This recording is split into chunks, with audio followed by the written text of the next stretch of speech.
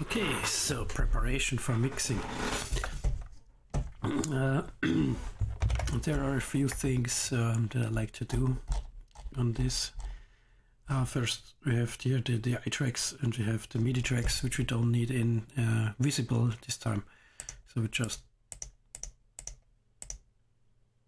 switch them off so that they are not shown.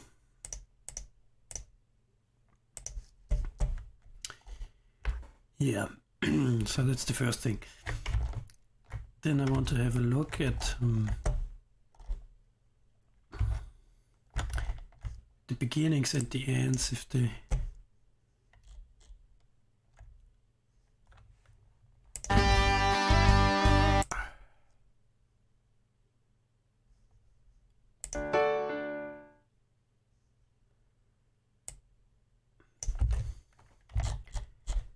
if they are okay, if they are too long things.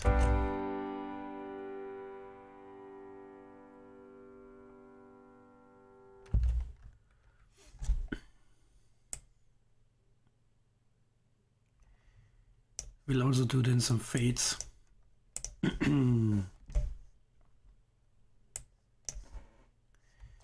okay.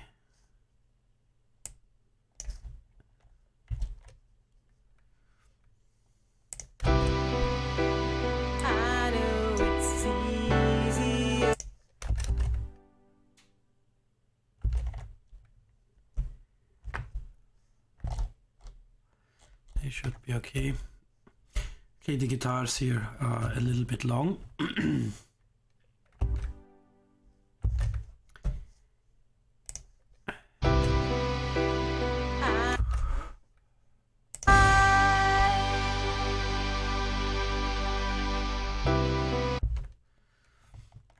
So we'll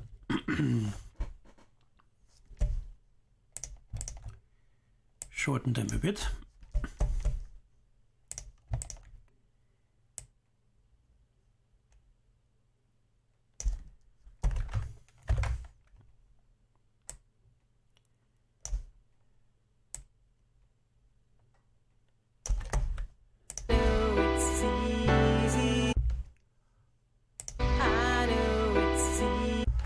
Okay.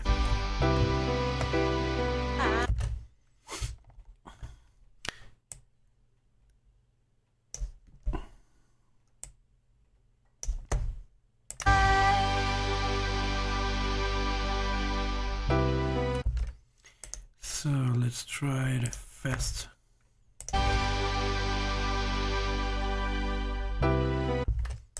It's too fast.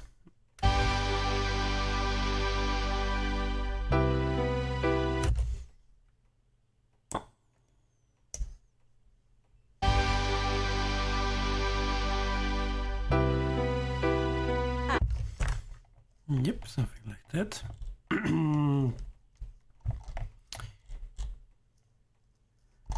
Vocals, it's okay. Now for the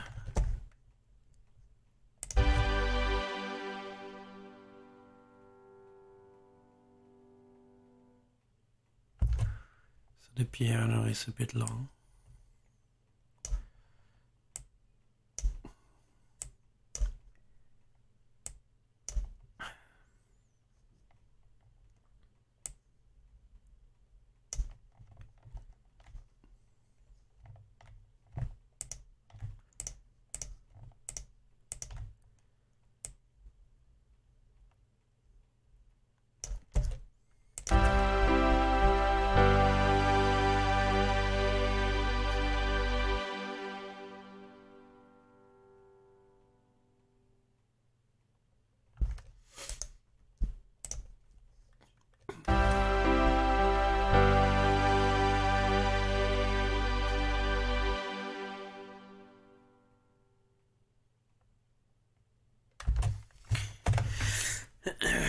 Okay, so that's the first thing.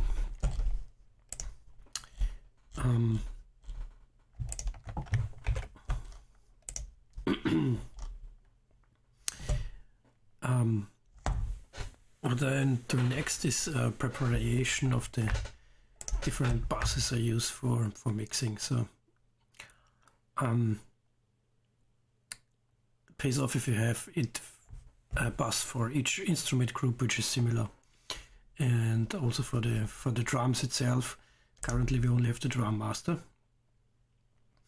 And for mixing I will add quite some other buses. So we'll just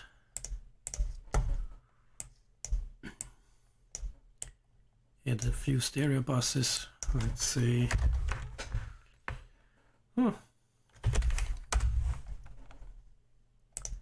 10.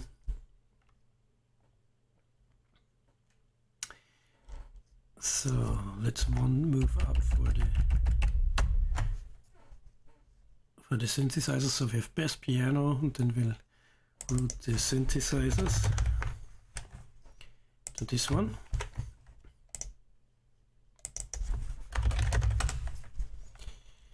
Then we need some for the drums. So for example, we have only the right kick here, but we have snare bottom, snare top, so we will put these two to one track, one bus, to be able to mix them together. And here we have a special thing, some kind of parallel processing for the kick. Snare ahead, then we have for the toms we have a group track, and overhead ambience. Then we have a channel for the snare reverb, and then we need one for the parallel. Call the drums parallel.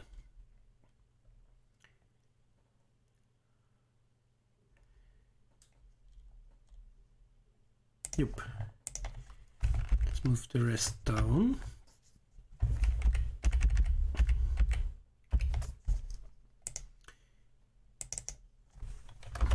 And let's make a guitar.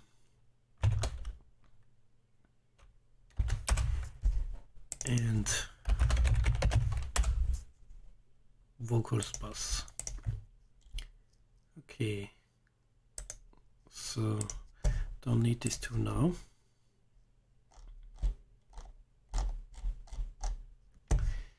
So let's do some routing.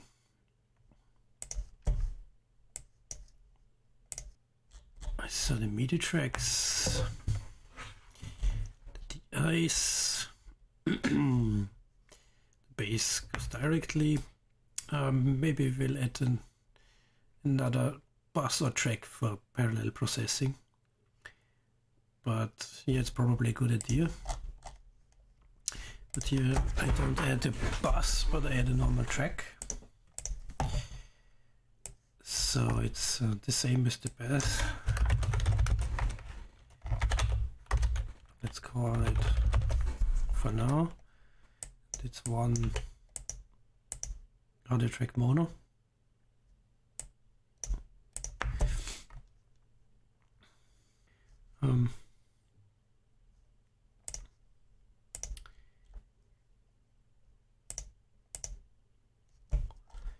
So now we have the same playlist here, so if we change anything in one, it will also be changed on the second track.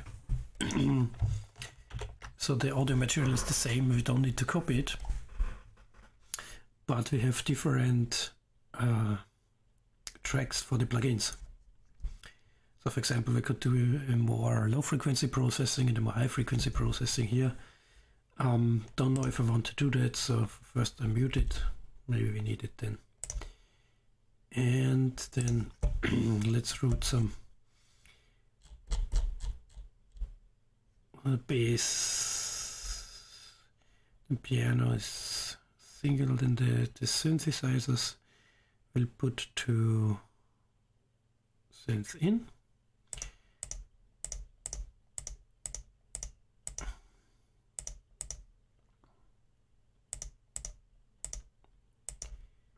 Take away from the master. So now with the kick, the drums. So we have quite some buses for the for the drums. So this routing is a bit more complicated. What we want to do, first the kick will go to the drum master, but also in parallel to the kick thumb bus here.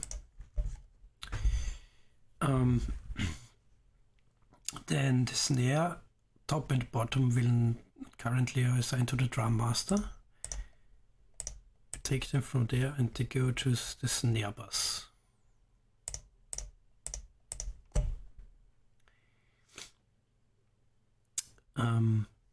Hi-hat can stay here. The toms will go to the toms bus. 1, 2, 3, 4.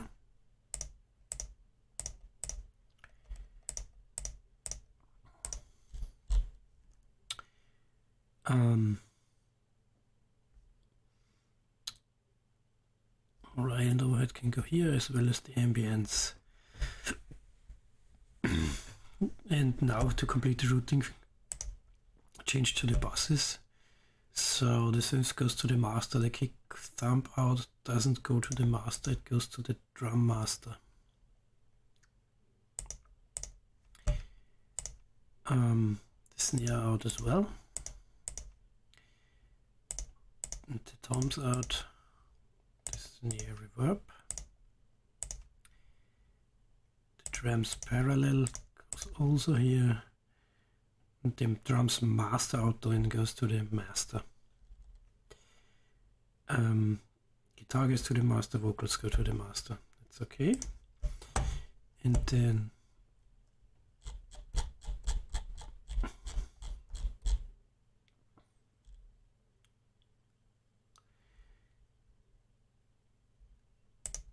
let's move them all to the guitar bus. Left, right, solo.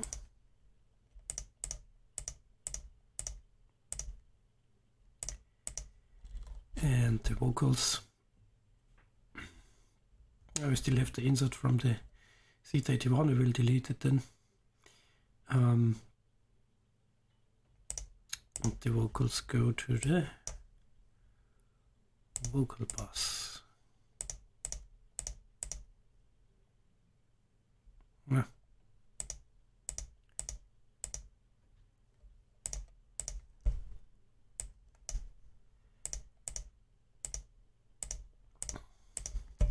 Yep.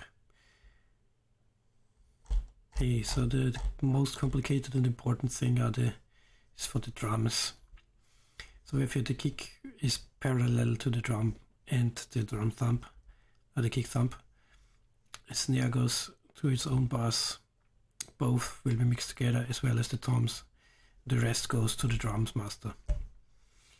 And yeah.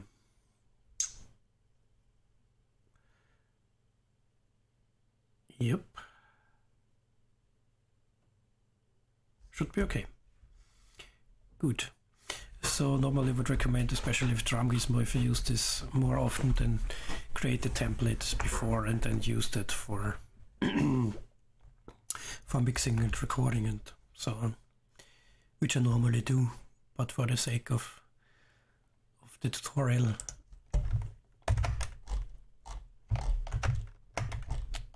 do it from scratch. Okay.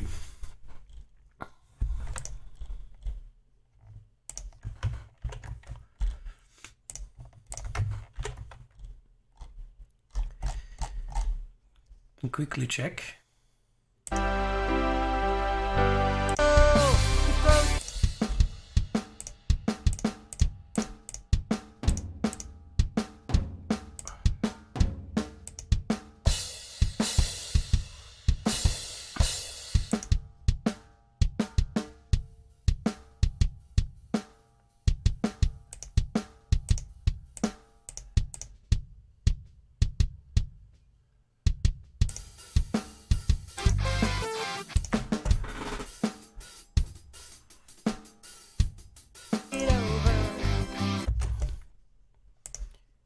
Quick view if that's correct.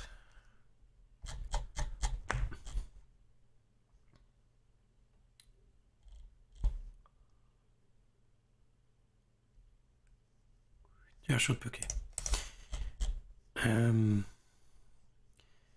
so guitar.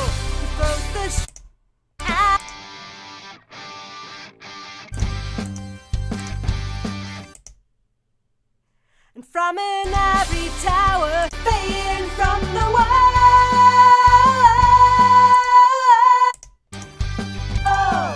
And from an ivory.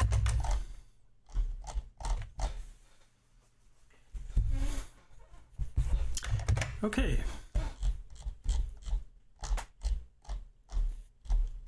Looks good. Okay, so the big master plan. So first the session setup, which we have done. The next would be to get a basic balance of the mix, so just with the faders and the pan, and nothing more. Depending on the track, there could be sometimes needed more. For example, as we have seen, that the vocals are quite dynamic. Anyway, we can now the quiet vocals, we can pull them with the fader up, but anyway, that we have a more even volume, already put a compressor here. Then the next step, what I normally do is set up the chain on the master fader. So there are already plugins on the master fader, which is the first step. Then, if this is working, switch the master fader to mono and do first the EQing of the tracks in mono, so that you get a good separation. And I try to do as much subtractive EQ without boosting anything as possible first. And then I like to compress, so there's always a fighting EQ first and then compress, or the other way around. Each method has its different consequences. So for example, if you have a quite bass heavy signal, then the compressor will mostly react to the lows in the signal and maybe do not exactly what you want. So for example, for a kick drum, I like to first EQ with subtractive EQ, get rid of frequencies that I don't like, and then let the compressor work on the cleaned up signal, and afterwards perform some tone shaping. So if then there is a boost necessary, do it after the compressor. That's what I tend to do normally. And then for the rest of effects, I tend to stay in mono as much as possible, but then switch to stereo, especially for delays, reverb, and so on. And then the last thing is then some sweetening, so maybe some automation on the mix. Perform some movement of the faders to get some parts a bit louder or lower in volume, depending on where we are, or automating things like delays or reverbs. Yeah, and that's it for mixing. So I won't show you the complete mixing process because it could potentially take a few hours. So I will do the mixing like I have outlined here the plan, and afterwards I will show you the result, and then change with A/B comparison so that we can see the difference, and then go through the tracks and explain in detail what I have done to get that result. Okay, so let's start.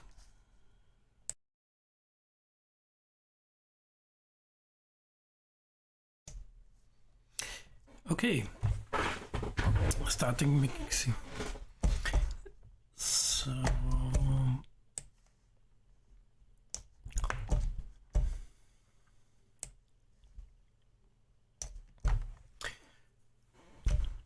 first is I bring all track faders down.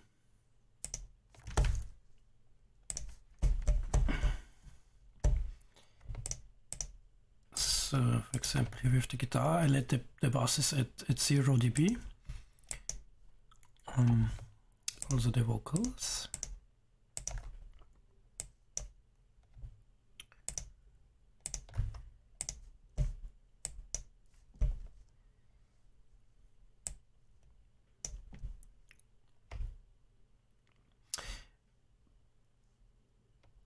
Drums parallel and the reverb. And first mute the thumb, or let it on 0. So this was the basic volume for the kit. I think this will be okay.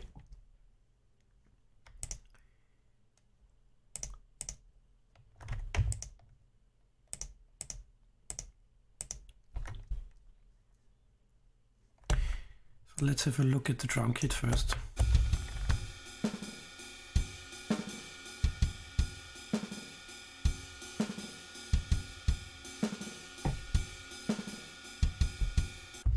We have here the group enabled, and the group has gain, as I said, it has the faders. So I will pull this down a bit, then disable the group and put the kick a little bit up till we are again at minus 15.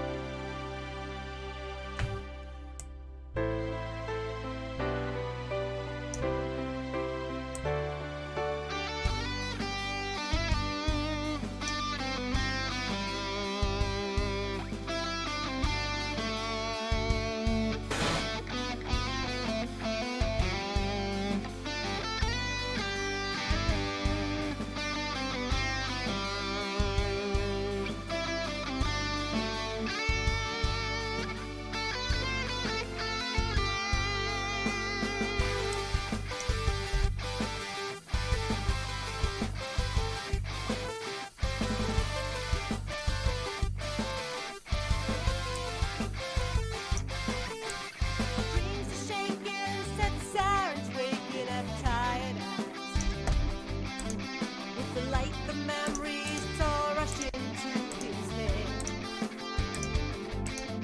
By a candle stands a mirror of his heart and soul. She dances. She was dancing through the night above his bed.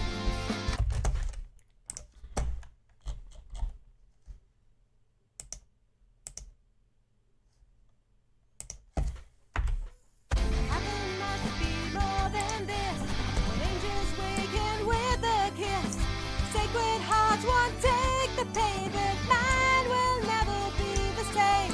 I stand before the window, the shadows slowly fading from the world.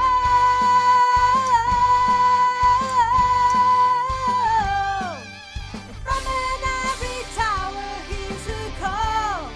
Heaven must be more than this.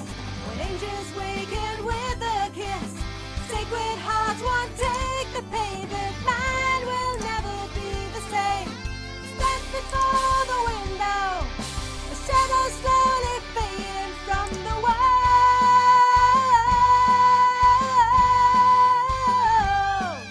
And from in every tower hears a call.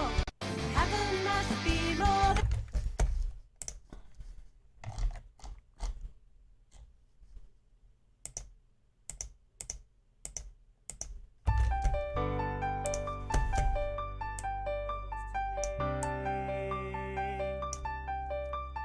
sometimes all I want to do is wait. The shadow I've been hiding in has fled from me today.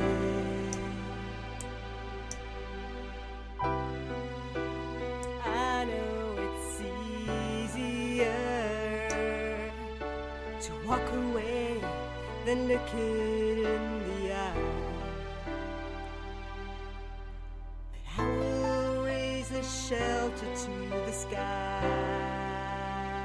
and here beneath the stars tonight I lie. She will slowly yield the light as I'm awakened from the longest night.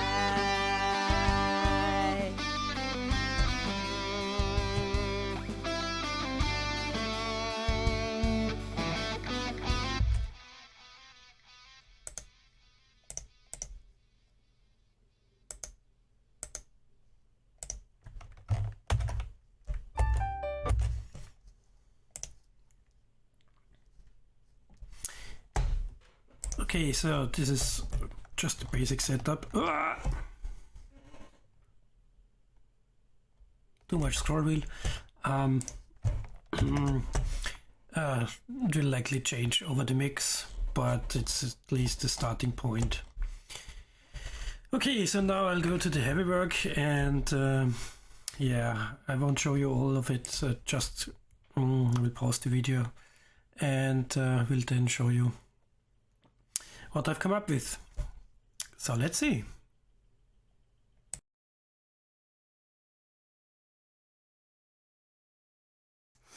Okay, so basically mixing is done. I had one first run which I was not quite satisfied with, then I had two refinement steps, always with exporting in between, and then listening on different speakers, so on the stereo in the living room and in the car, and yeah, that's what I came up with. So I will do just a A/B comparison before, so first without and the mixed version, and then I will go through the tracks and to the plugins and show you what I have done. So you see there's quite some heavy plugin loading, and let's see. So this is the part completely without, all plugins are disabled.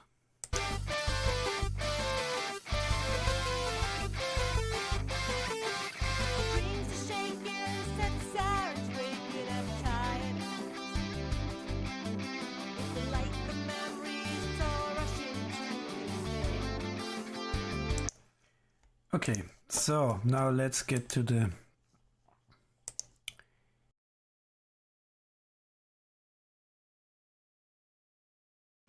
Okay, so now everything's back activated. Now let's listen to the same part with the plugins.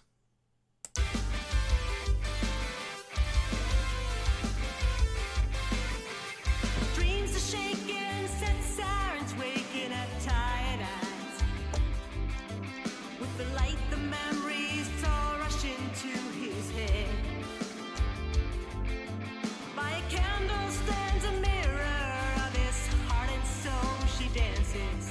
She was dancing through the night above his bed. Walking through the window, he throws the shutters out against the wall.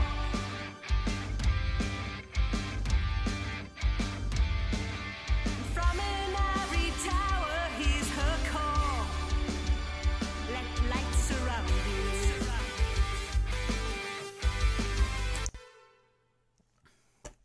Okay, so if you have a trained ear, you might hear a little bit of a difference.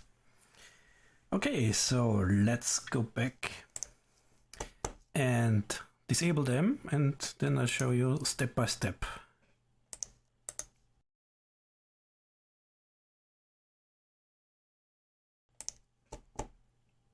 Good. So, so the very first thing I start with normally is the plugins on the master chain, the master fader. So let's look at it. So just to remember, this is the sound unprocessed.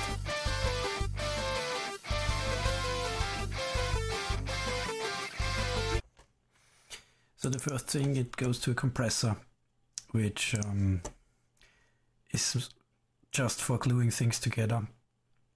So it is a very, very low ratio and quite high attack, but a faster release, a little bit of a knee, and it just knocks off 1 or 2 dB or so.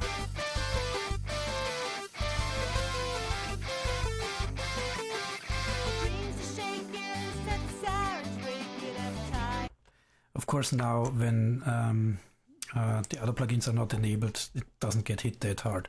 But that's the first thing, just to glue the different tracks a little bit together. So the next is the master EQ.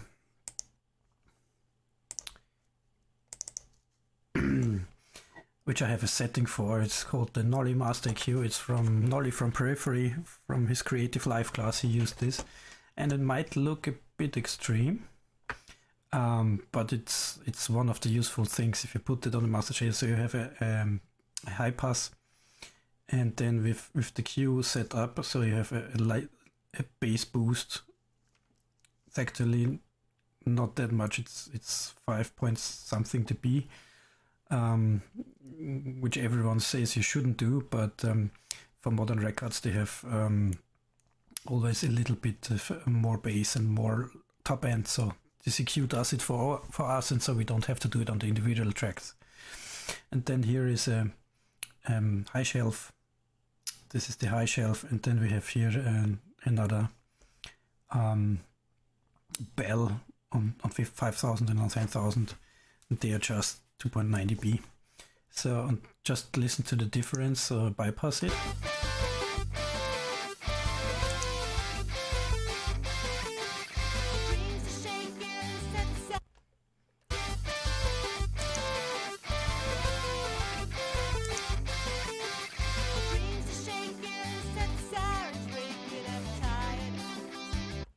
So it seems to thin these things a bit out, yeah.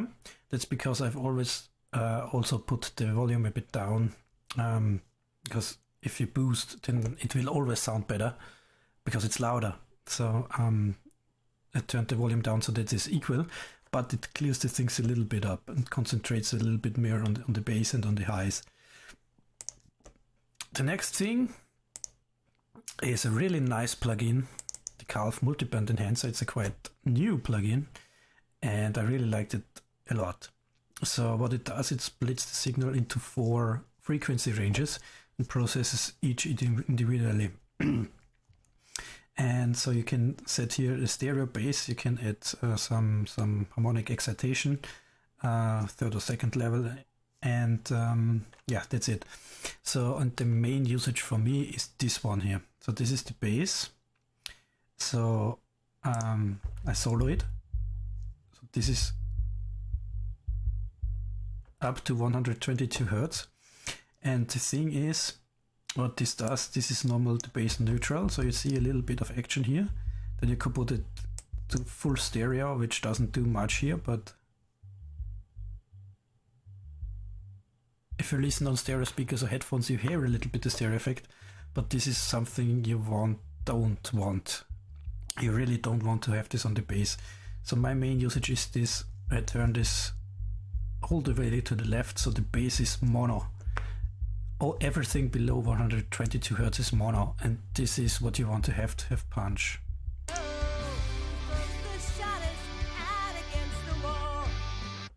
So this one does nothing. This one, it spreads the stereo a little bit.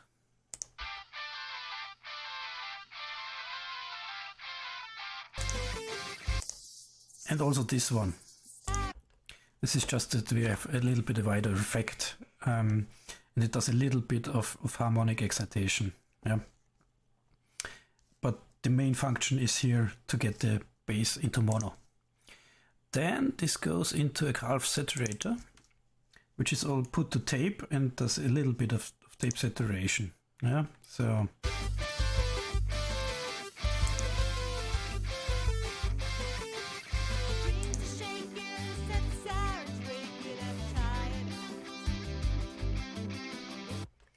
it's a very subtle effect, but I really like the warmth that it adds, and the little bit more analog feel. And then we have here a limiter.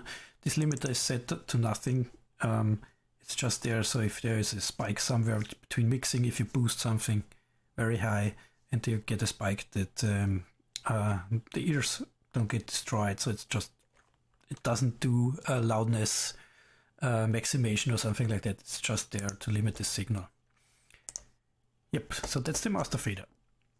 Then let's go to the drums.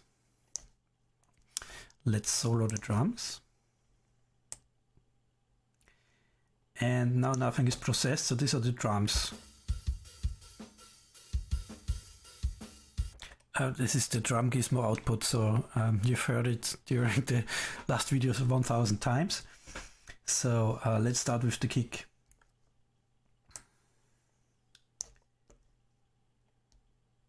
So let's see.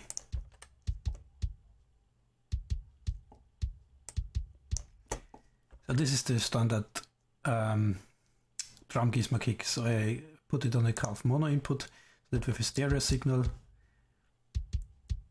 The next is a gate.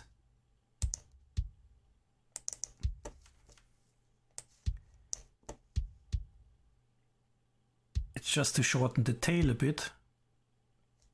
Nothing special here. Then we go into the first equalizer.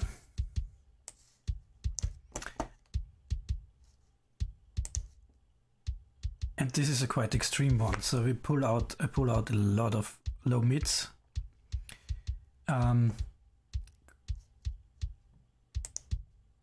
This is without equalizer. This is with the equalizer. Yeah. So the kick was a bit too clicky for me, so I put also a low pass on it. Here pulled out the mids, and this is not a high pass. This is this one. This is a bell frequency. And put it to about 20 Hertz. Pull it down to minus 36 dB, and then adjust the Q width until it filters out what I need. The thing is, for the high pass, if you have a high pass here, it can sound a bit, on kicks especially, a bit muddy, because a high pass filter has a different phase shift. So you see here the frequencies and the magnitudes of the signal, but you don't see the phase. And if there is a phase shift, especially in the low frequencies, it can sound a bit odd. So I used the normal bell-shaped filter for the first filtering. Then there's another EQ where I think I put a high pass on it. This is without.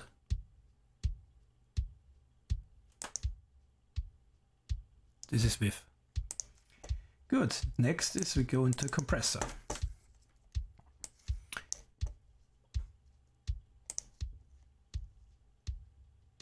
And now the kick gets a little bit more beef.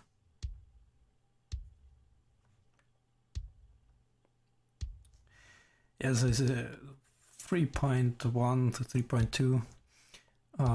These are standard settings for kick something, yeah, and nothing too special. This is without.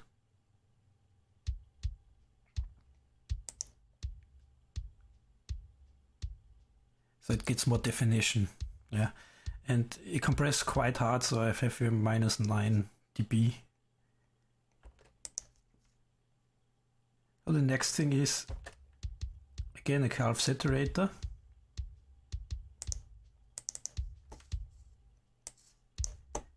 Also put the tape, and you see nearly half. Yeah, so it's quite turned up. Without and with.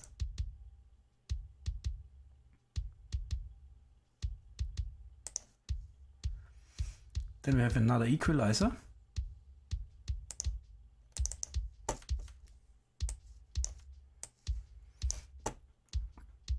So here's actually, now here's a high pass, but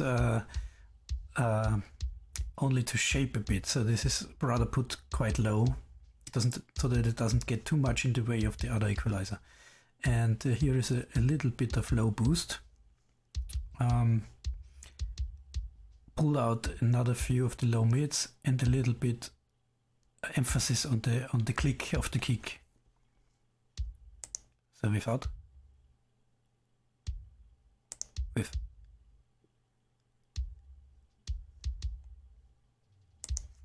And then we also have a send to the parallel bus. So for the parallel compression, if you don't know what it is, it's just that everything that goes to this bass drums parallel, and there's quite a few things. And then I will show that later. It will get this bass here, and it's quite heavily compressed. And it is just mixed in, so you have the transients of the original signal and the sustain of the compression thing which lies underneath. So this is the basic idea behind the compression. I just turn it on now. Okay, then for the snare, these two snare microphones have been mixed together onto this snare channel. Forgot something. This is the kick thump bass. So it's basically very simple. So I have here, let's put it also to solo. So the kick goes here and it goes directly to the drums master. So the kick itself is already parallel processed. And this is just the limiter, which limits quite heavily. And I just activate it.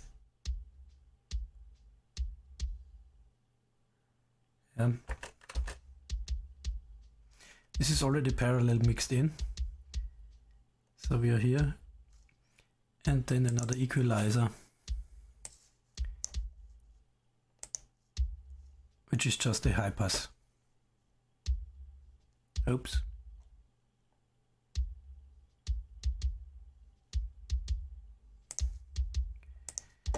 So if I pull it up, you hear the effect. This is the,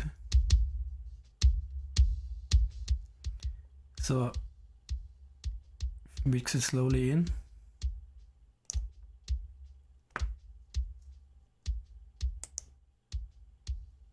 This is the kick alone, and this is, so it has more punch, a little bit more punch.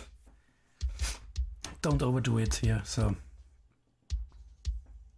okay, so next thing, snare. So the two snare microphones are put onto this bus.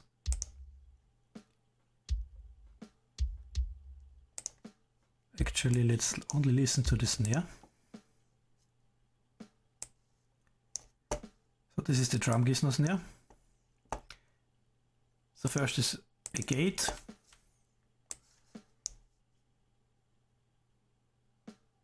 cuts quite a lot of the tail. Next is first equalizer. So it's a high pass, pull some low mids out, also some normal mids and a little bit of the high mids, which is 2000 Hertz. Without with. Then I tried to compress, but I couldn't get what I wanted, so I used the Curve Transient Designer. So listen to it when I activate it.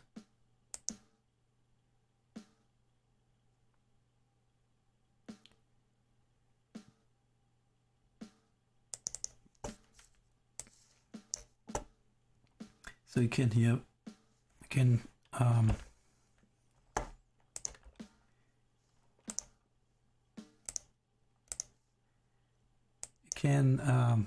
boost or cut the attack and the release. So I put a little bit of release and a little bit of attack. You can also really quite quickly overdo it. So it's a little bit in moderation done, but the sound is completely different. Yeah.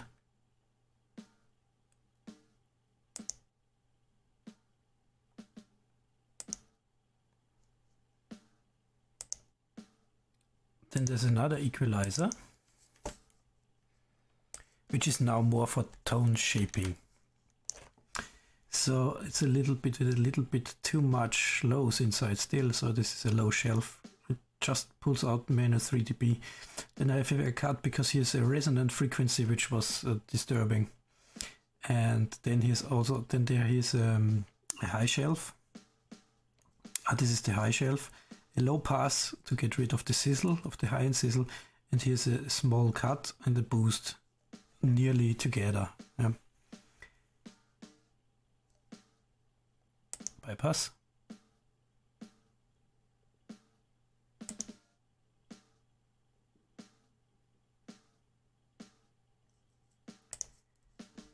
Okay, then again a saturator, so I use tape saturation. So listen when I turn it on.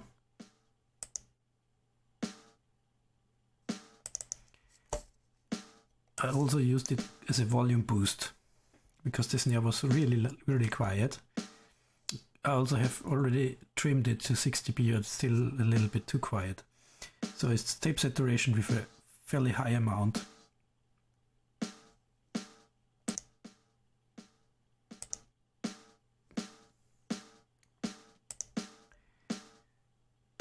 Then it goes to the snare reverb. First in the snare reverb there is also an equalizer which is just here to, it's just a high pass. And then I tried to use different reverbs, so the Calf reverb, the Invader reverb, the Zeta reverb and so on, and was not quite satisfied until I came up with the impulse response. And so you can load impulse responses, and there are a lot of free ones, so I use them mostly because they have better quality. And here there's on the internet you can find it from the Lexicon PCM90, which was a famous digital reverb device, and this is a plate, a gated drums plate gated snare. Yeah, so I enable it.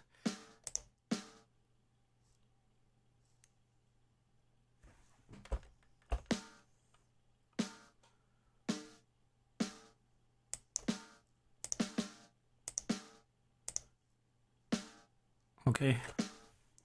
Yeah. Of course I have to send something to it. Yeah. That's the reverb.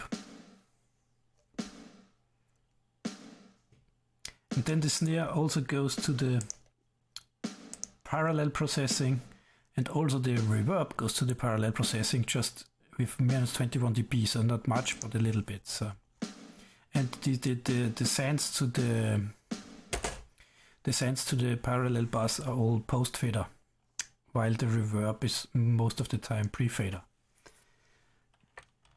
So the thing is, if it's post fader, then the sand amount is also multiplied with the with what you have here on the fader.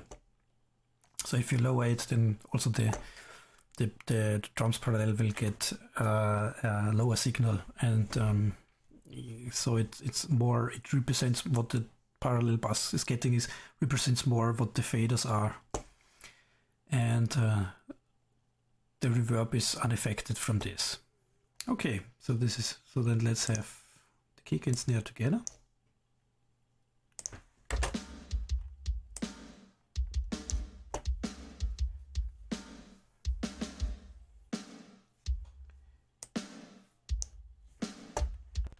Okay, then just we have the hi-hat.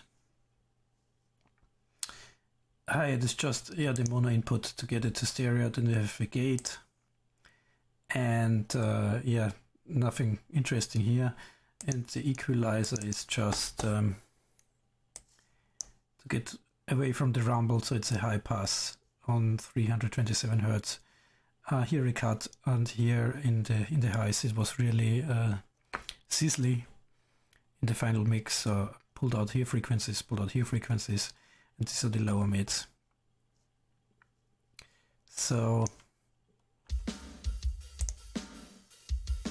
this is without the equalizer.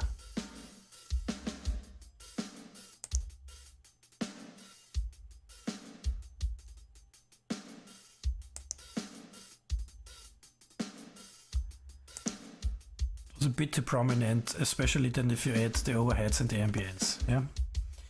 Okay. Toms are always hard with. So there's some processing here, and then they go to the toms track. Here. So we have here another processing, and okay, let's find the part with the toms.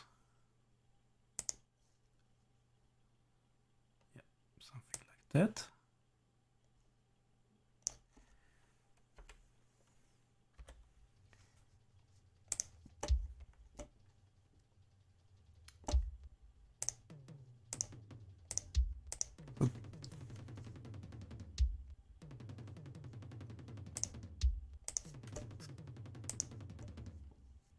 So these are the original toms.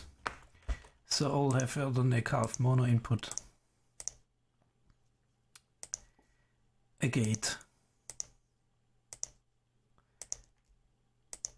to cut a little bit the tail. You won't notice it here because it's too short. And then the equalizer. So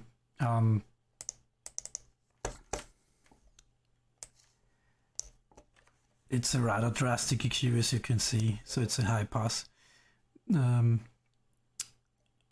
get rid of the low lows.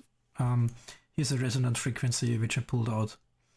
Then a lot of mids and low mids pulled out. So let's just hear this one tom.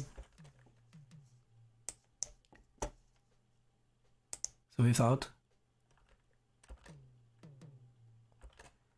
It's a little bit low in volume, but later you will hear it in more detail, and with the equalizer. So I will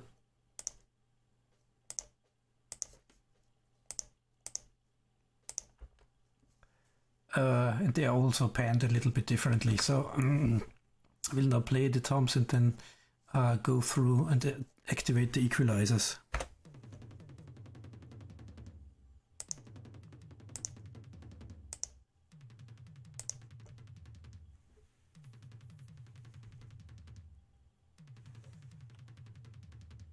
So you hear the effect of the pulling out the mids, and then put a little bit compression on them.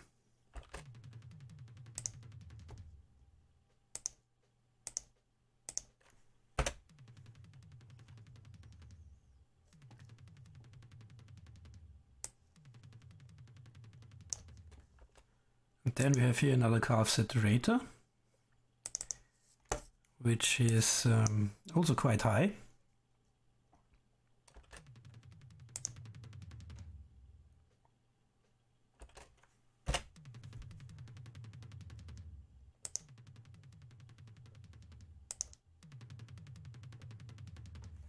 So here it's not for shaping, it's to add a little bit more meat and beef to the toms.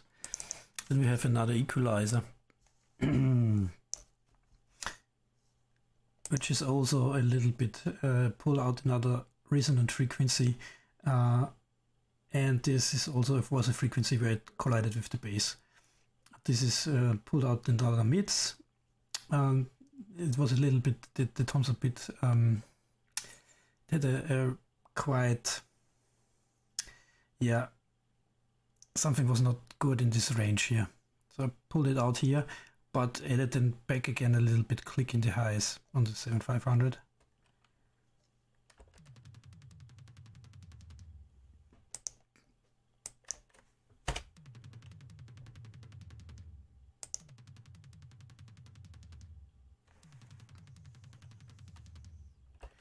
Then to get them in volume and also even the levels out. At this time I didn't use a compressor, but the limiter, which is also quite on a high setting.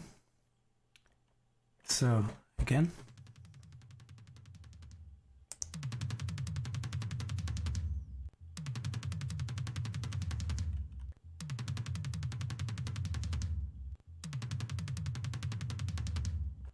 Yeah. And then it also goes a little bit to the snare reverb and to the drums parallel.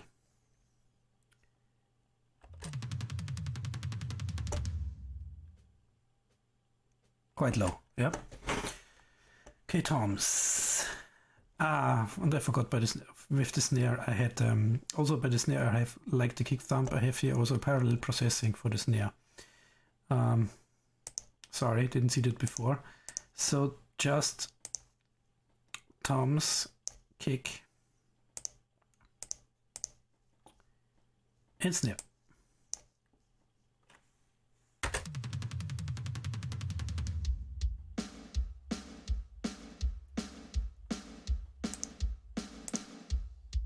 And this one is very subtle, so it's just a compressor, but a very hard one.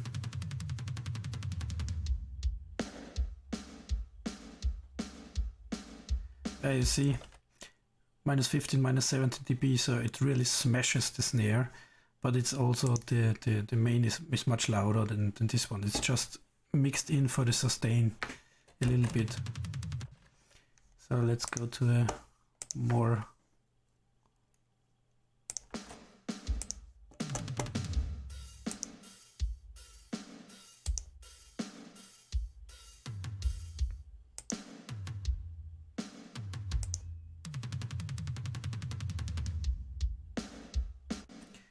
It's very subtle, but it adds a little bit. Yeah, it's much lower in level. So that's the snare. Then snare toms. The ride is just used in one part in the beginning.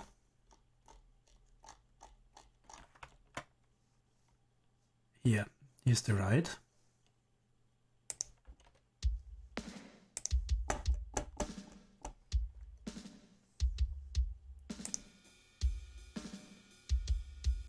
The mono input equalizer, just a high pass to get rid of the low frequencies with the microphone picked up, a little bit of 389, so low mids, and then here are resonant frequencies. Here are resonant frequencies I pulled out. They can be quite annoying, yeah. So I added also a gate here.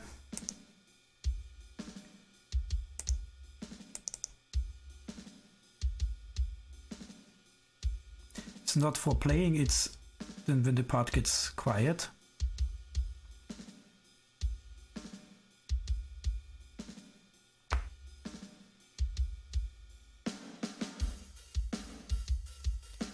So here the snare bleeds into the right microphone so that this is under control.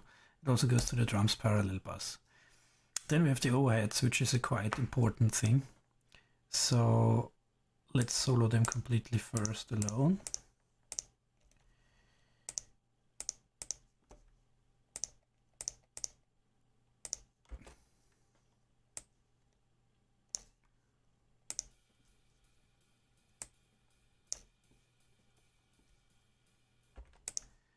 let's go to a more interesting part, like here.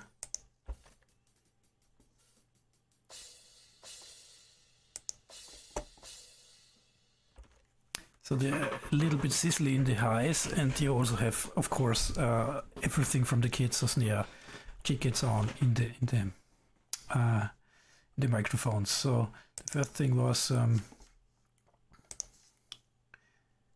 enable it first, because the redrawing of the craft tools is not that much. So there are also some ringing frequencies pulled out here, a little bit of low pulled out, and a high pass on 200 Hertz. Which sounds like this.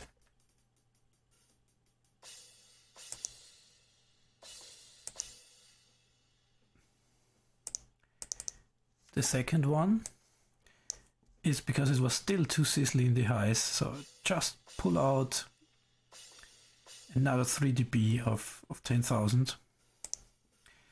And you don't hear it here very well, but in the context of the mix, it was. I did the EQing most of the time with the complete track running, and I don't EQ in solo normally. I changed it, so sometimes like that and sometimes like that. And then the last thing is a compressor put on them.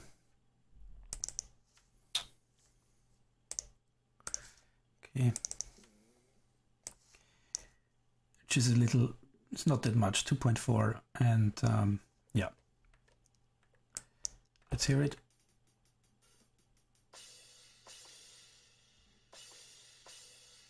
Yeah, and this is without.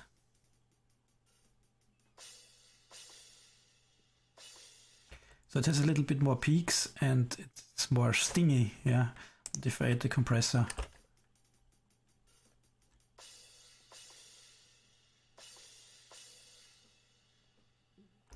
So it's for the sustain, it pulls down a little bit the stingy parts and the transients, and we get a little bit more sustain.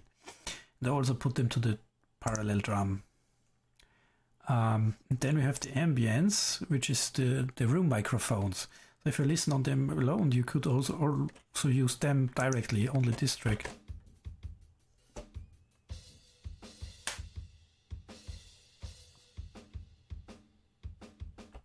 Yeah. So it's the complete kit. Therefore, it's used just in moderation. And what we have here is also an equalizer. So this is the high pass is mainly to get a little bit the kick out of the way. Yeah, which I don't want to have here that much. And also you see here a spike. This is because of the transient designer. Sometimes, especially on the first hits, it has a spike. So with two, it's not that it goes through the saturator, so the spike is limited. Otherwise, I'll put the limiter here. If you have a transient designer somewhere in, it pays off to have this. So yeah, low mids, and highs pulled out.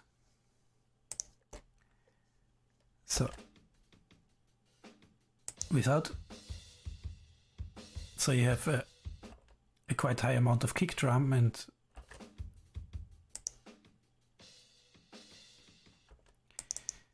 and then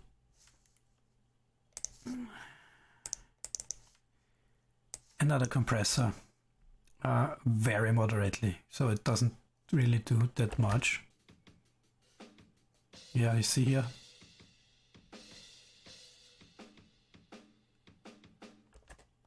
Just to get some peaks of the snare out, and also go to the drum parallel pass. And yeah, then let's go to the drum parallel pass.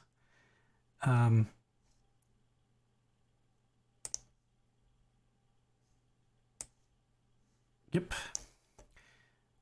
this just has a compressor which compresses the shit out of the drums, yeah. And so let's have a listen. If I just solo it, you don't get everything here, because also tracks that it goes via sans, so that the tracks are muted. So I will. So we have it here on -20 about, yeah. So I will pull it up until you hear the effect, and then I will get it down again. 20. Okay. Yeah, you've seen just here the spike of the snare. This is because of the transient designer.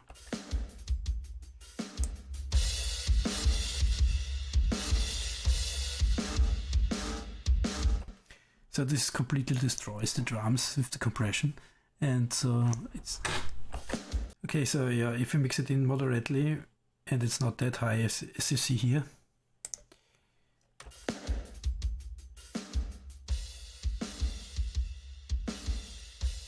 It's -30 dB, so it's just for getting a little bit more sustain and punch. And then we have, of course, the master drum, so it's another compressor just to even the levels out between the tracks. So everything here that comes in here is also a little bit glued together with this compressor.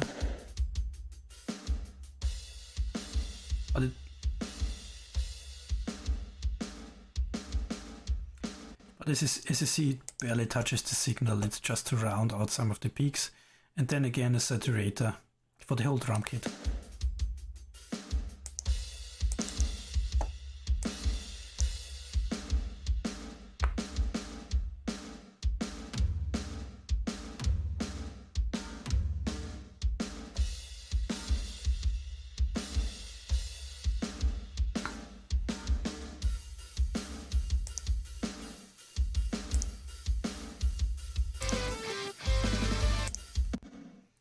Yeah, that's for the drums. Next, let's go to the bass. So for the bass, as you remember, I added 2 tracks. This is the same playlist as this one. And thing is, yeah, let's see. So let's...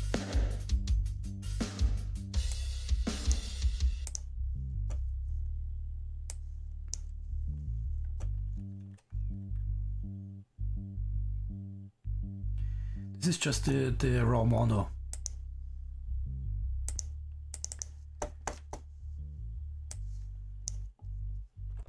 So this equalizer was set up with the kick drum in parallel. So you always have to listen to the kick and the bass together. So it's a high pass to get room for the kick. Also here, this is this 62 Hertz. This is the resonant frequency, the fundamental frequency of the kick drum. So pulled out that frequency so that the kick drum has room, and then also some lower mids, and also the mids here. Yeah, and yeah. So that's the first. That's the equalizer. Then also a compressor. It's to even out the levels.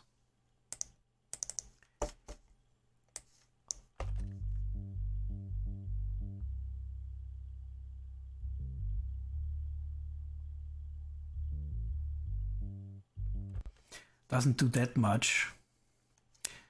This is about 3 is the ratio.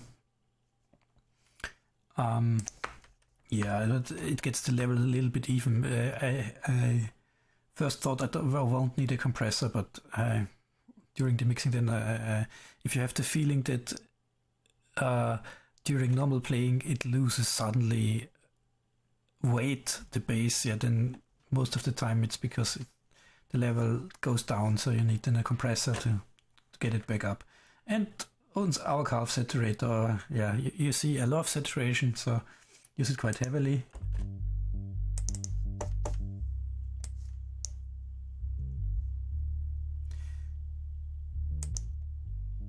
This is without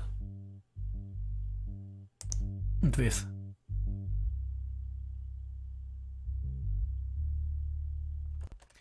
So the saturation adds a little bit of distortion, and this adds harmonic frequencies.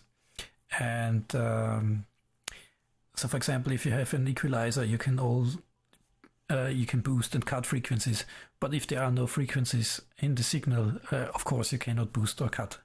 So if you want to generate frequencies, you use something like shaper distortions or something like that. and this adds a little bit of harmonic content, and yeah, it's quite nice. Yeah, and then we have the second bass. This is the same playlist but different plugin sets. So this is quite interesting because here we have a high pass for the bass on 233 Hertz. So we get rid of all the low content, and it sounds like this. And it's very quiet because it gets then louder, and is only mixed in a very little. And as you'll see later, it's just used during the main part of the song, and in the beginning it's muted. So this is the first thing. So it's just to get the higher frequencies or get rid of the low frequencies. The next thing is also a compressor. Oops.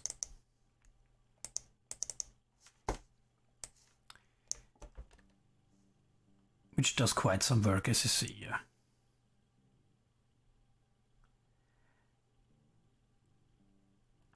Yeah, and since it goes more to the highs, it doesn't react on the low tones. For example,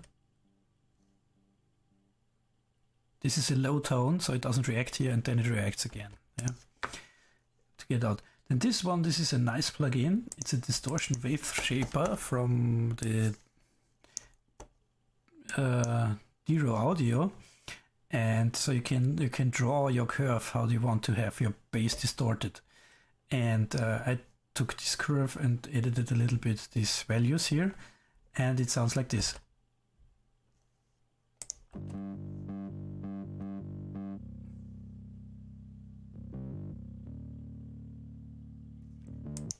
Without. So it also boosts the volume quite considerably, but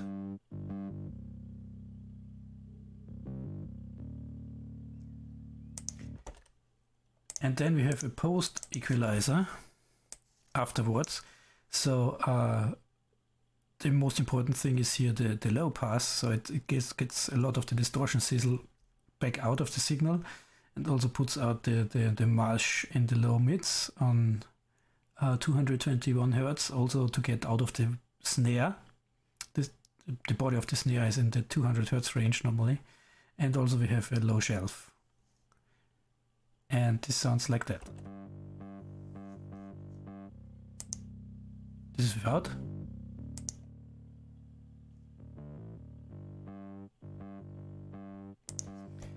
So this may not sound very pleasant on its own, but in the mix, if you have a bass and you distort it, it blends much better with the mix. This might not be the case for drum and bass things, but if you have also the guitars, the bass blends so much better with that. So both tracks together, so these are the normal bass, a little bit processed. These are the highs of the bass with distortion.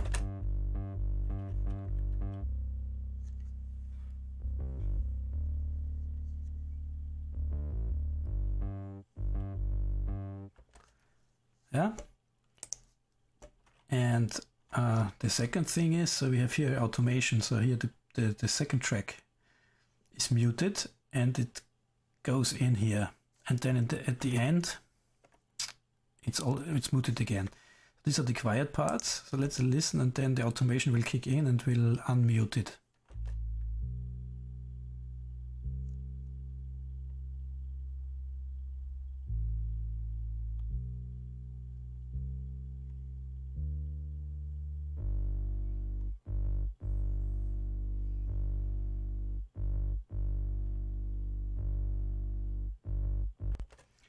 And really, it may sound strange here, but in the mix, it's quite fantastic. So,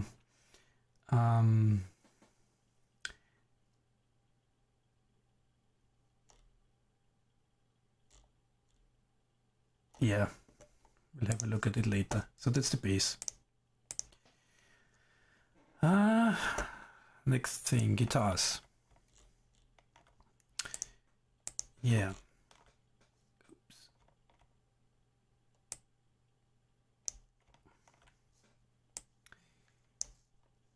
So we have here the guitars.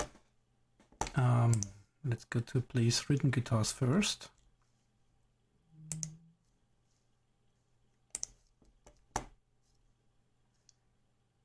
So I've in the preparation I put the old guitars onto this track, but then I changed my mind during the mixing and just put the rhythm guitars here and the two solo guitars. This is the normal solo and the intro solo. They go to directly to the master. And this is because I have here also a group compressor on the track, and I couldn't get the necessary volume for the guitar solo. It was too limited, so I put it extra and then can regulate the loudness more easily. So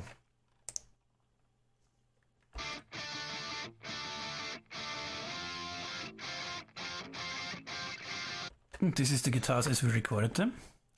So the first thing is the equalizer, which does a drastic shape. So it's a low pass and a high pass, and pulls out low mids. So here 200 Hertz, which is where the guitars are very muddy, and also 348. So,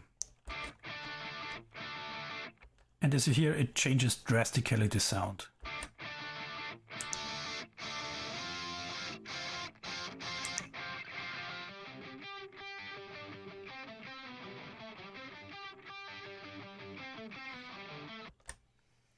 And for a Petrucci sound, you need something like that. Yeah. If you have more like a really metalcore or something, you will let a little bit more of the highs through. Yeah. So this is it's quite drastically cut at 4,000. Yeah. So normally you go 6, 7, 8, but for this type of music, it sounded better. And as usual in the mix, it sounds a bit different. So if you listen to them in solo, it may sound now a bit strange, but that's why you should EQ and listen with all tracks enabled. Then again, this is the compressor, which does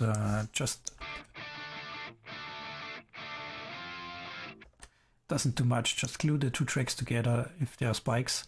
Then we have, this is a new plugin from Calf, and it's very nice. It's a multi-spread. Yeah.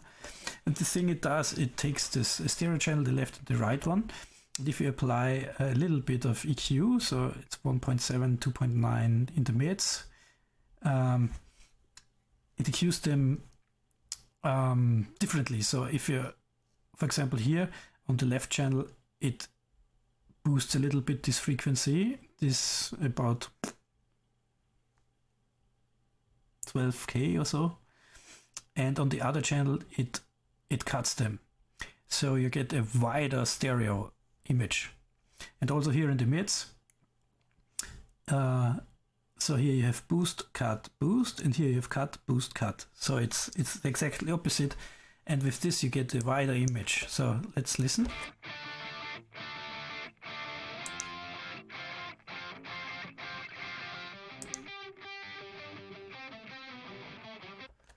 Yeah, and without the stereo processing tool, you get a little bit of width for this with this.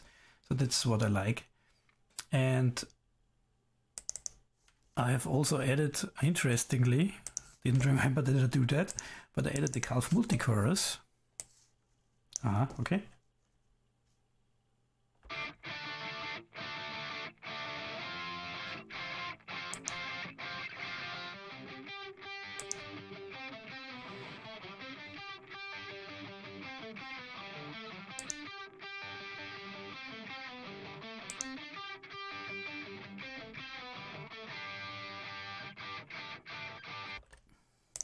So it's very subtle. It's minus 9.5 dB.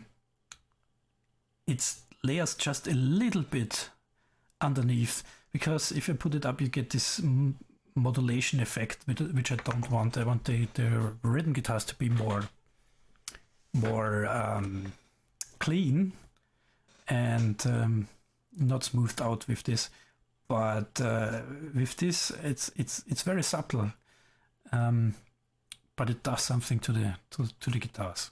So, and also I forgot to enable for the rhythm guitars the mono input.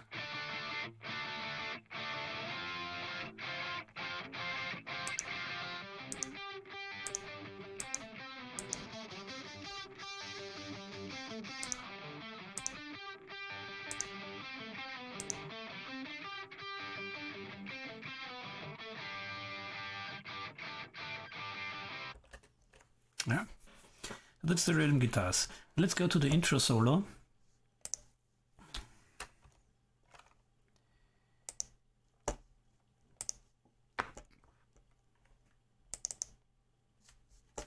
So the intro solo has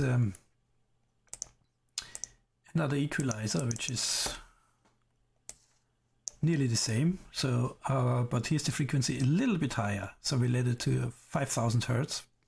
With the rhythm guitars, we were at 4,000, and also the low pass is only 12 dB per octave, and not 24. And the same frequency is pulled out here in the low mids. So let's listen.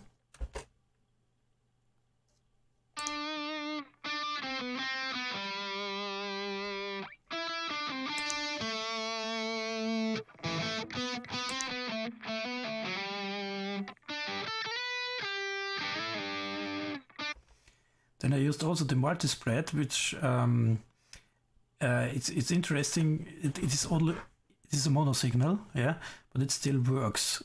So for the rhythm guitars, one is panned left, one right, so you have a stereo signal.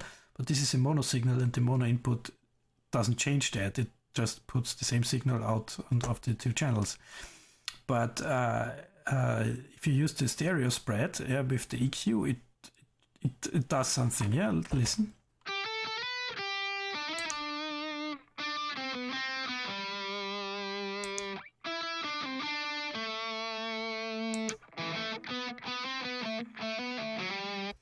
It sounds to me a little bit if the stereo spectrum would a little bit twist, something like that, yeah. And of course we have a little bit of delay.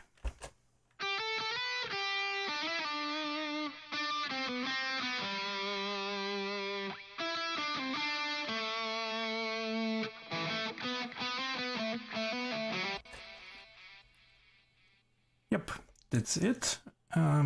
For the guitar solo.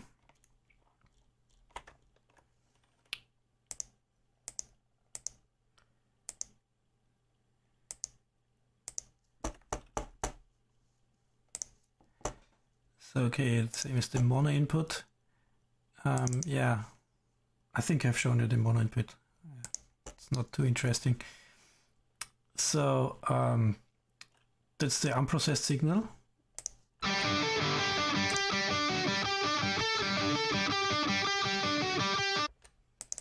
So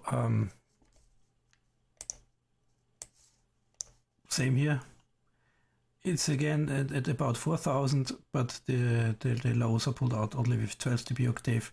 So it's a bit of a mixture of the rhythm guitar and the intro solo. It's a little bit a different tone.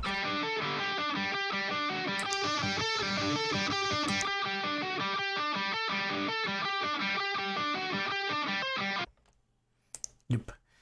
Then to get a bit more consistent volume, added the limiter.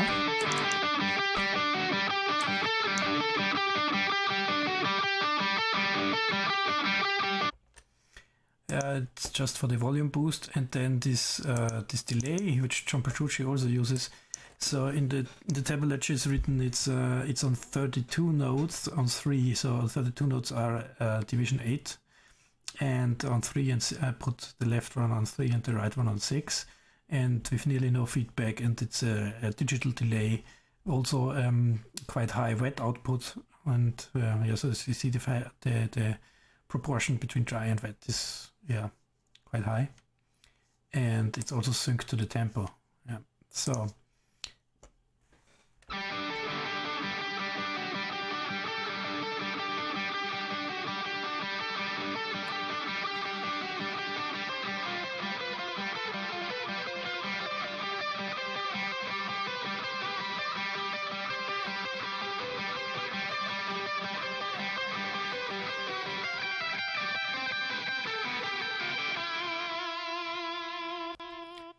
So I should have played the solo more muted, but yeah.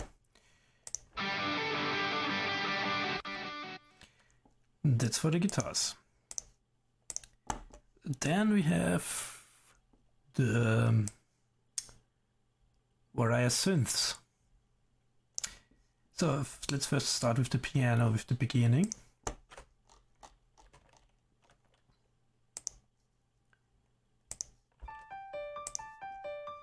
that's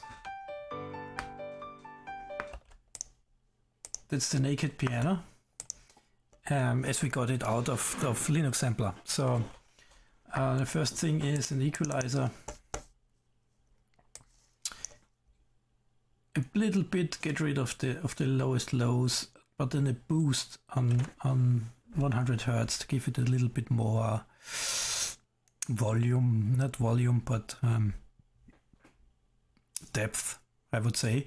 Pulled out the low mids. This is to give the voice more room, and also here this is to give the voice, the vocals more room. And then if you hear the piano, for me is a little bit too pointy, clicky, something like not clicky, pointy. Yeah, so I put the low pass on it. Yeah, so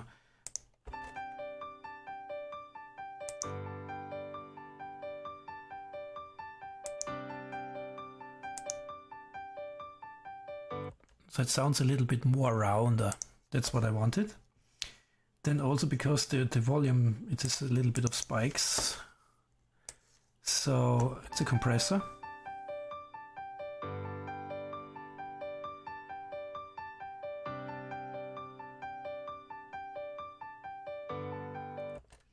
So it's also a quite low ratio with 2.2 about. So with the ratios you can play a lot, because small changes, especially in the lower ranges, can affect the sound quite drastically. Yeah, and yeah, so just play around, and in the mix context sometimes it's especially when we come to the vocals, I have two compressors on them, so it's interesting to when you have realized the interworking between two compressors on the in the mix itself. Yeah, so that's the compressor. Then I have also put the saturator on it. Yeah, yeah, just noticeable.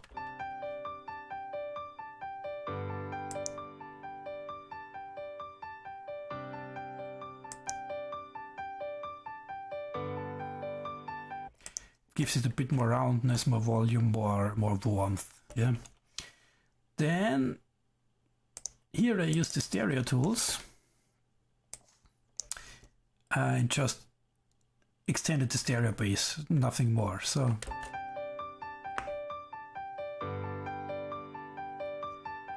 and without it, and with it,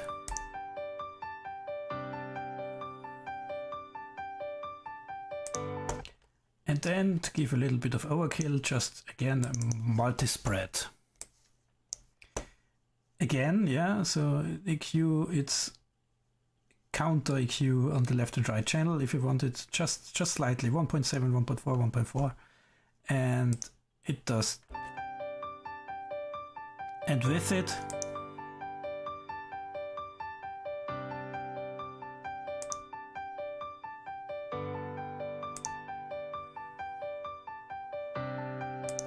so it adds a little bit more width, more life to the piano. Yeah, and then I put it to the reverb. Yeah, I haven't talked about the reverb yet.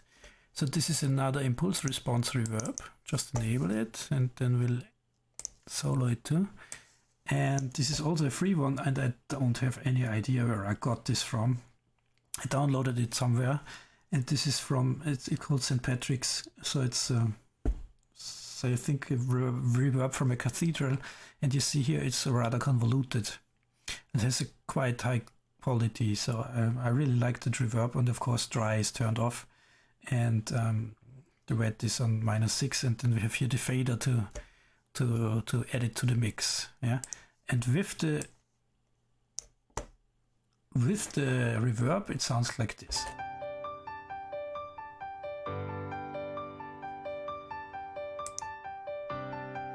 This is without reverb.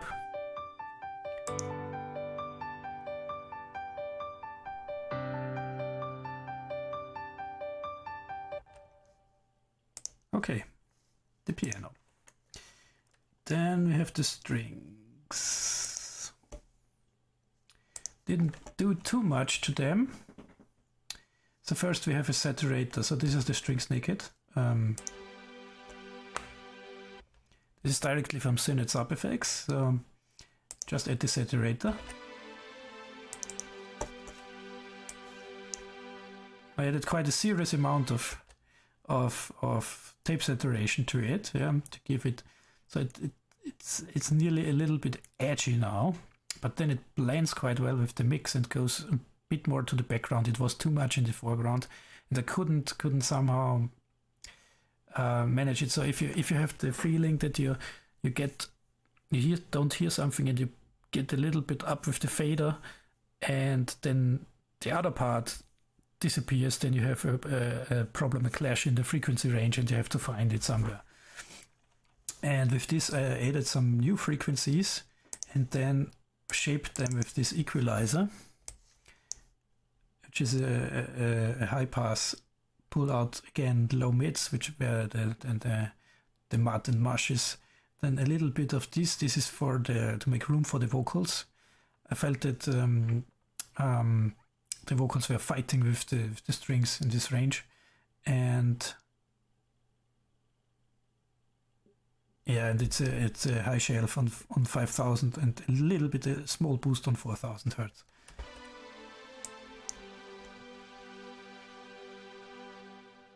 And without.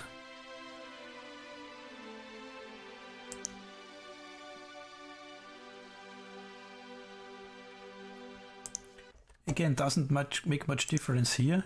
And with reverb.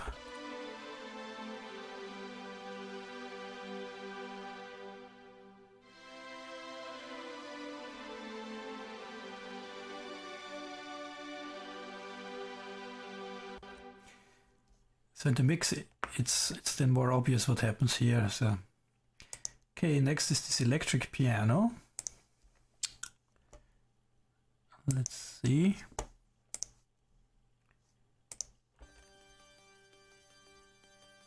And you hear this da da da da da in the highs. I don't like that, so I wanted to get rid of it.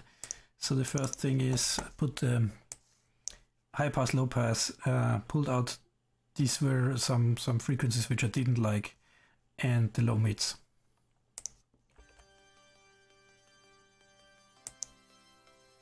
Yeah, you hear the sizzle in the highs. Got rid of it. And then put again a saturator on it.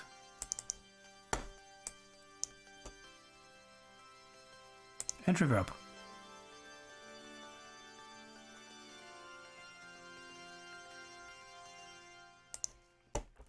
And so it doesn't sound that. It sounds in the natural, the raw tone is a bit sterile, something like that. And with this, at least a little bit, it's mixed in the background quite heavily, so you don't hear it in the mix that loud. So next is the mellow pad.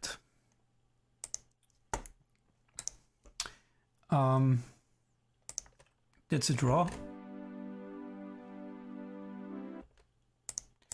So the first thing is again equalizer, high pass.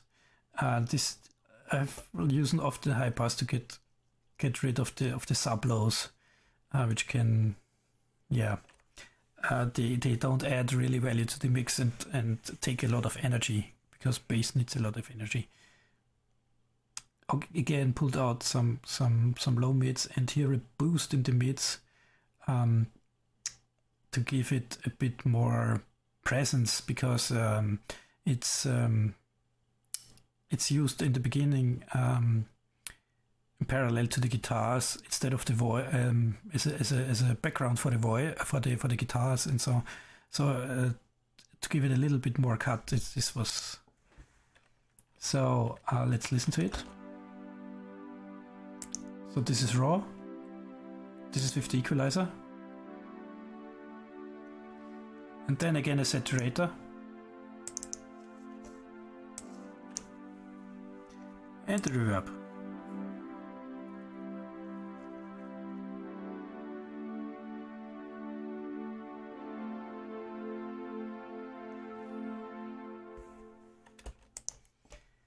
It's also very subtle, but it does something in the mix.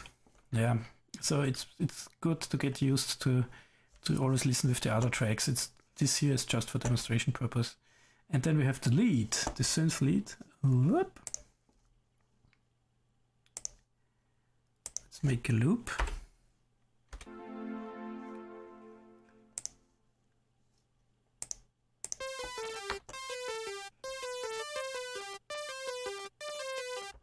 So again, put saturator with put on 11, tape saturation. So this adds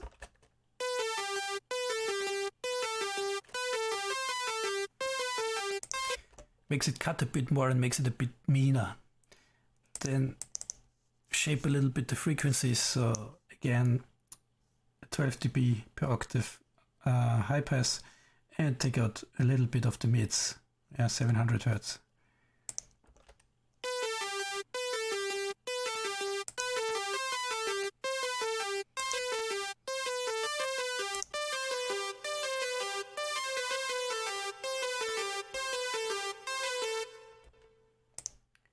So let's see.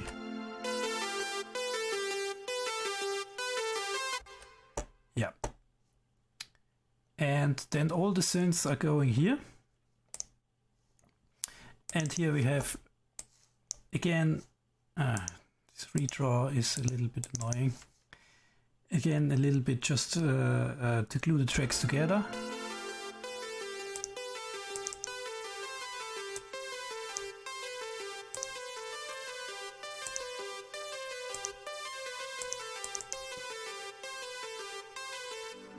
And then just a dip here at 540 Hertz.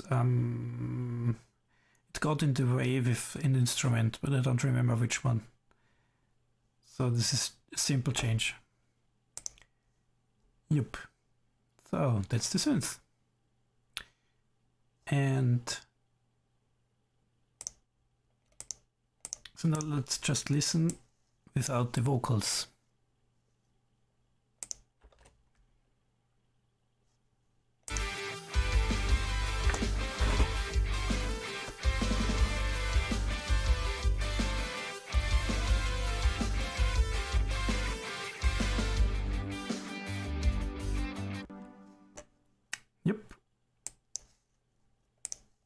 Something like the transition here.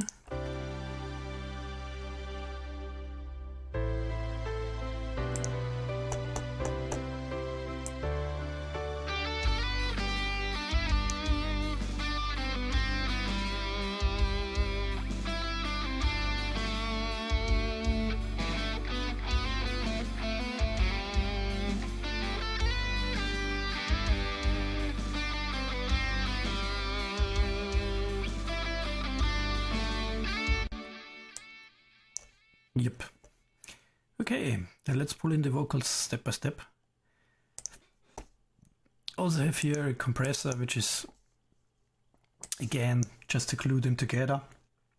But for the vocal tracks I used a little bit higher ratio, not the 2 that I use normally. And yeah, nothing too exciting here.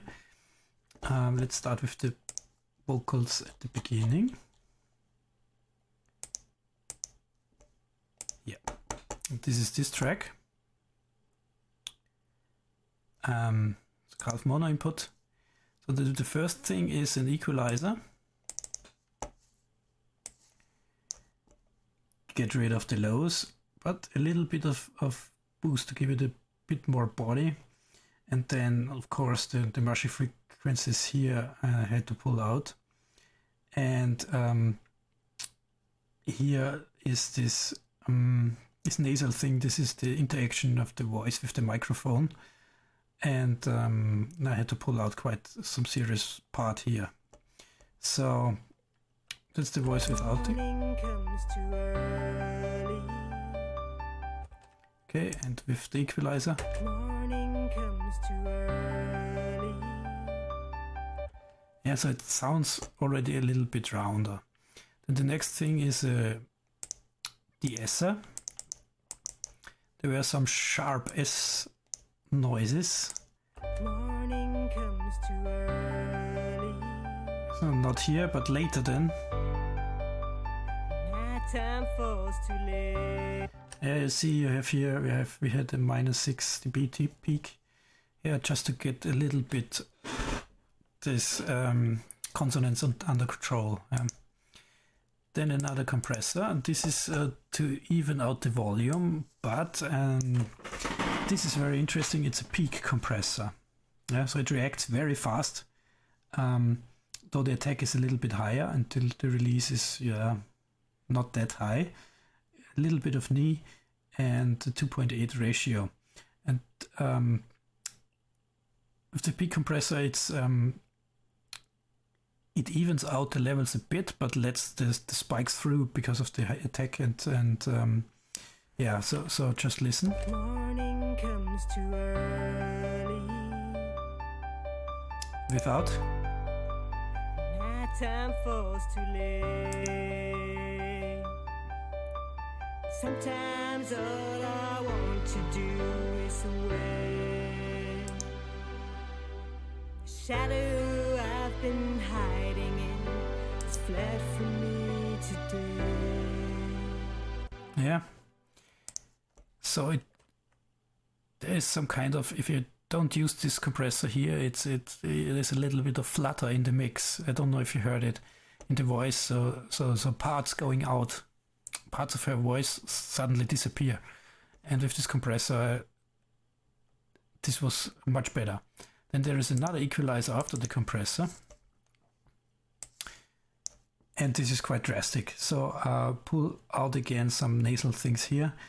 Put out again a lot of low mids, and here is a peak. I think there was a resonance in there. So Morning comes too early. without. Night time falls too late. Sometimes all I want to do is away. So it may seem that it weakens out the voice, but in reality it evens it out a little bit, at least from what I hear here. So also in a very subtle way. Yeah? Then again at the saturation, but only a tiny bit. Morning comes too early. So the same part without it.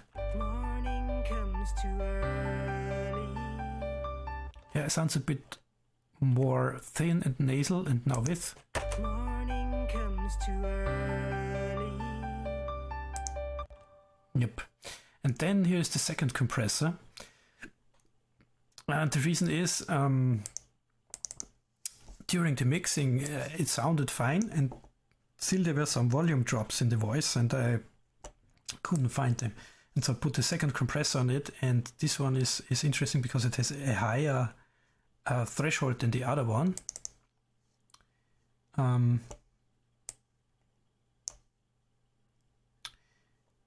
Much higher one, yeah, so it reacts later, but then it cuts drastically. So here is 3 and here's 2.8. It's a little bit sharper, and I think I have also, yeah, and no knee. And a quite high release and a very low attack. And this combination evens out the volume quite good, yeah. Morning comes too early. Night time falls too late. So now without the compressor. Morning comes too early. Night time falls too late. And again with. Morning comes too early. So for me it feels the voice is now even more present in the stereo field, in the center of the stereo field. Yeah. Then I added 2 plugins which I didn't use. I just wanted to show them to you. Then we have reverb and the vintage delay afterwards. This is a very interesting plugin, the infamous Lush Live. So if you we have here, if you remember, this part here is doubled. So you have the lead vocals and then 2 doubles, one left, one right. We come to this later. And if you haven't recorded doubles but you want to double the vocals, then you can use this plugin. which is very, very nice. But it is only a mono input, and so we have here a stereo chain. So I use a normal mixer plugin which converts the stereo to mono and then activates this plugin. And unfortunately, if you open the GUI, it does reset it again. So, but it's a quite cool doubling plugin. So you have here additional voices. So this is the center voice, the input signal if you want to. So now you can add another voice, yeah. And let's disable this. So you have here, can you specify the pan? So this is right, this is left, and here the gain. So if I want to have it, for example, half as loud and on the left side, and this one half, same volume but here. Let's listen. Morning comes too early. Yeah, makes a drastic effect. Let's put it a little bit lower. Morning comes too early. And this is not all, so you can also for these two, you can here, let's disable this one, set the detune and the delay. So for example, I can detune this up, and this is this is set to the bass delay. So if I put it here, it's the bass delay, and this is the amplitude of an. You can also let the delay and the pitch be modulated by a LFO. So I put this to noise, the LFO to noise, and here you can detune the frequency of the pitch shifting to the frequency of the delay. So this will now sound a little bit strange, probably. Morning comes too early. So if My time falls too late. so here we have high delay. Sometimes all I want to do is away. The shadow I've been hiding in is fled from me today.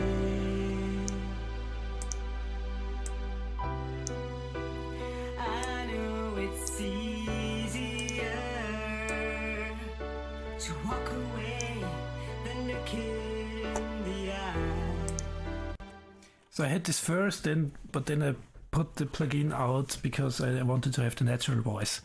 But if you want to double something, vocals, guitar, or something like that, and you don't have a second track, I recommend to look at these plugins. And if you have this is the LFO shape, so if it's noise, then it's also a little bit of random, and it's not so regular like a sine wave. Yeah, so it has a lot of possibilities, and it's a really, really nice plugin. But for example, if I would do with her, because she has the voice for it, to a cover of a Garbage song, for example, and Shirley Manson has sometimes a lot of modulation on her voice. You can, with this plugin, you can also get the modulation working. Yeah, so really nice. So I recommend to check it out if you need something like that. But I don't use it in the mix here. And then a reverb. It sends again to this reverb, to the same reverb. Oh yeah, and I forgot for the reverb. I also have an equalizer, which is just a high pass to get rid of the low rumble. So now with reverb. Morning comes too early. With the reverb from the St. Patrick's Cathedral, and then also with a delay. Morning comes too early. My time falls too late. Sometimes all I want to do is away. So this delay is also, it's set to whole beats 1 and 2. It's an old tape, so that the delays have degrade in the highs, and it's very, very subtly mixed in with -14 dB. So that's here. Then vocal lead and the others are basically the same. It's just that the compressor settings are a little bit yeah, but the equalizer is the same, the ESR is the same, the compressor have just a little bit different levels, but essentially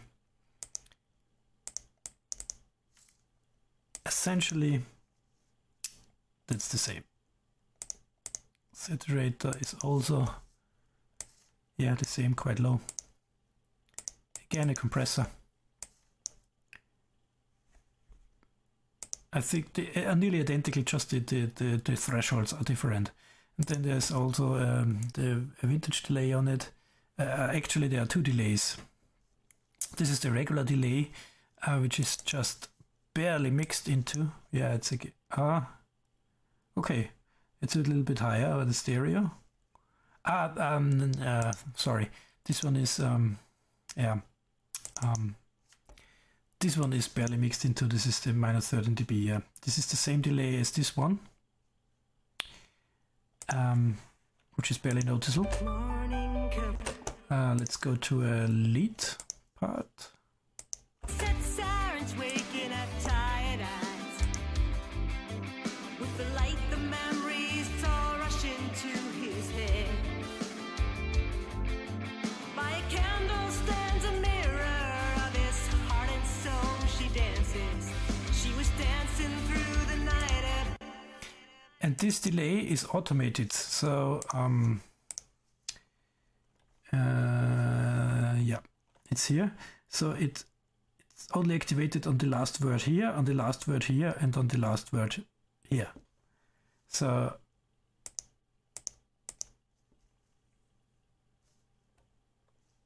did I enable it? Yep. Yeah, and these vocals are the same. It's the same processing, just that they don't have the second compressor on them to get a little bit more life into them. So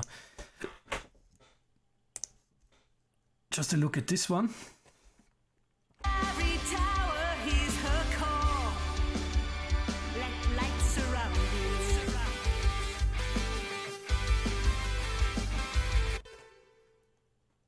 Yeah, and then let's go through. So normal vocals, then with the doubles enabled, and then with the last word with the delay. It's been a long, long time. He's had a while to think it over.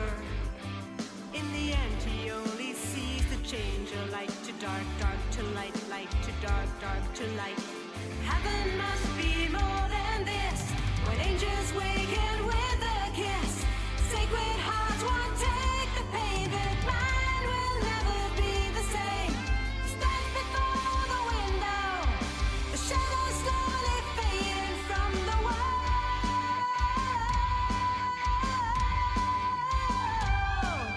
And from in every tower hears a call. Let the lights surround you.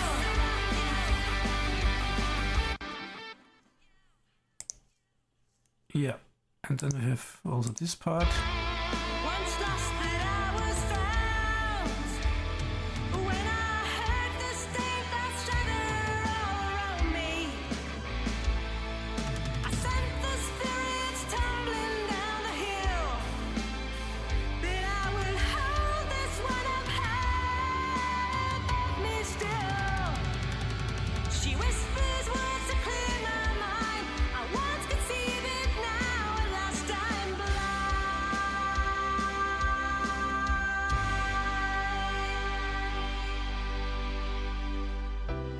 So the delay is just a little bit of effect.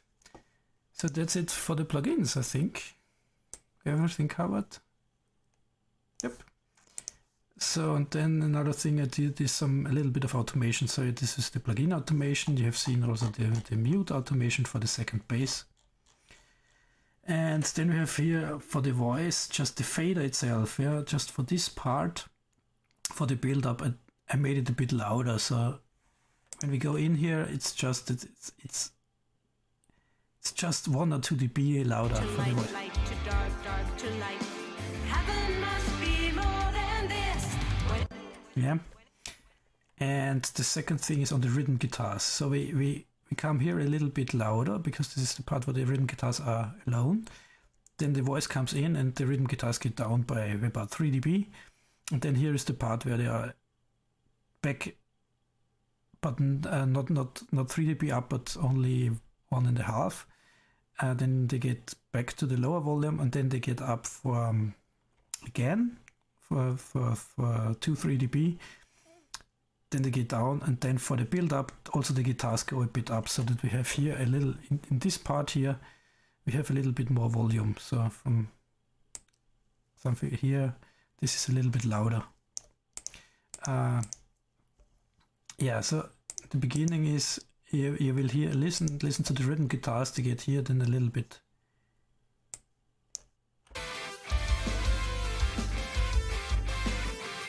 Dreams are shaking, set sirens waking up tired eyes. It's just a small thing. Then here we have the where they get a bit louder again. The shadows out against the wall.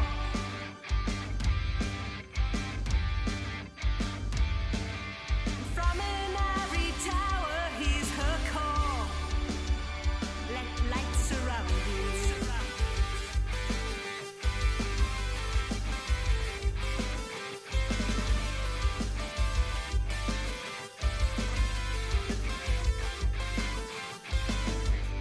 It's been a long, long time.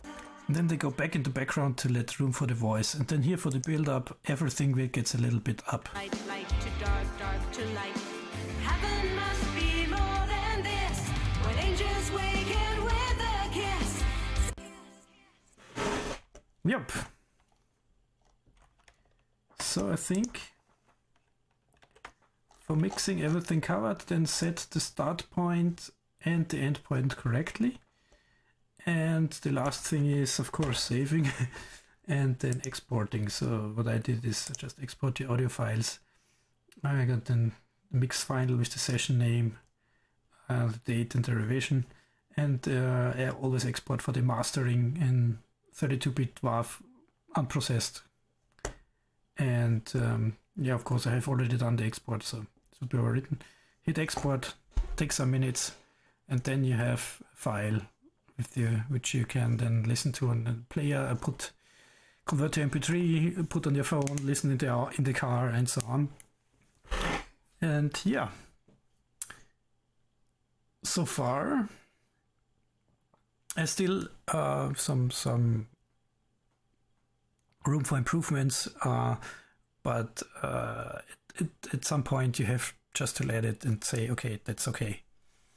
And yeah, that's the point I came today and said, okay, I'm not 100% satisfied, but I'm quite happy with the mix. And so I let it is. So let's go to the next part, which is mastering.